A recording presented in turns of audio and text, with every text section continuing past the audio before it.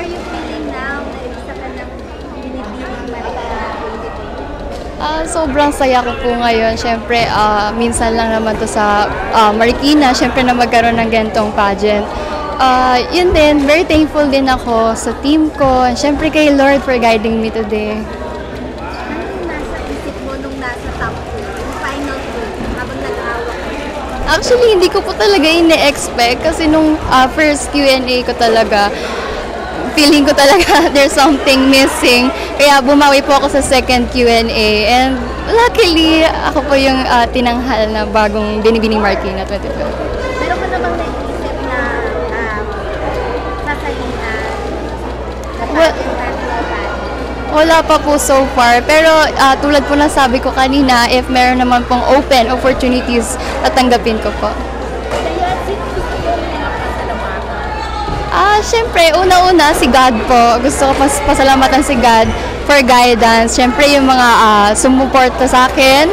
Without them, siyempre, mas nafe-feel ko pong confident ako while on stage. And siyempre, sa glam team ko for making me beautiful on stage. Paano mo gagamitin ng Yung advocacy ko po kasi is about environmental care. So, syempre, through my advocacy, gagamitin ko tong platform na to, syempre, to raise awareness din sa mga tao, knowing that Marikina is one of the most cleanliest cities sa Metro Manila. Sisigawan ko talaga na Marikina is still one of the cleanest cities.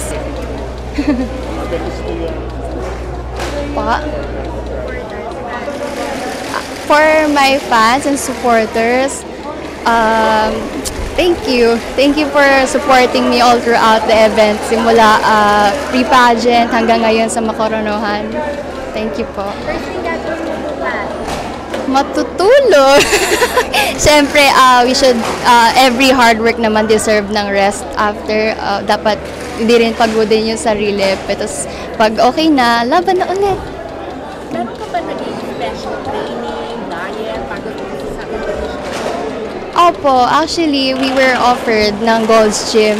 So, sabi ko, sige, grab ko na yung opportunity na mag-workout. Di lang puro jogging. So, train naman po kami sa Gold Gym. With that, tapos syempre, bawas-bawas ng kain, bawas-bawas ng sangyup. Yun po. Meron ka tatanong dito sa katabi ko, nagmamayaan na ba ng puso? Actually, meron po ako ini-entertain. Ini-entertain na po. Yes po. Christmas wish mo na lang. Christmas wish ko po is maging masaya po tayong lahat. Yun lang po. Ang New Year's resolution? New Year's resolution ko po is to become better. Siyempre, ngayon na meron na akong title na Binibining Marikina 2024, gusto ko pang maging proud yung Marikina sa akin next year, hopefully. Complete the sentence. I am Dayan Bianca Mendoza, your Binibining Marikina 2024. Thank you. Thank you.